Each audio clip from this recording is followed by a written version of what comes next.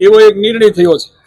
જે જગ્યાએ આપણને કેનાલો મારફતે અથવા ડેમ મારફતે પાણી સૌની યોજના ડેમમાં નાખીને પછી આપવાનું હતું, દાખલા તરીકે રાજકોટની અંદર, તો રાજકોટના આપણે બંને ડેમોમાં આજી ડેમ અને ન્યારી એકમાં આપણે 90 થી 95% સુધી આજે 95% પાણી ભર્યું છે। સૌની યોજનાથી બંને ડેમો પૂરેપૂરા ભરી લીધા છે।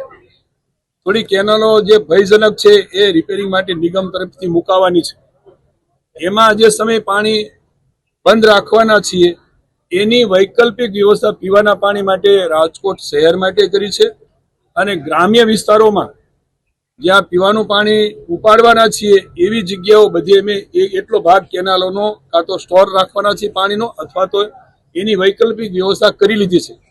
એટલે રાજકોટ સહિતના સૌરાષ્ટ્રમાં બીજે ક્યાંય પીવાના પાણી માટેની સમસ્યા ન રહે એ માટેની અમારા પાણી પુરવઠા વિભાગ અને જળ સંપત્તિ વિભાગ અને માનનીય મુખ્યમંત્રી આદરણીય ભૂપેન્દ્રભાઈના એમના સાથેના સંકલનથી અમે આ પીવાના પાણી માટેની કોઈ ચિંતા ન રહે એ રીતની વ્યવસ્થા કરી છે।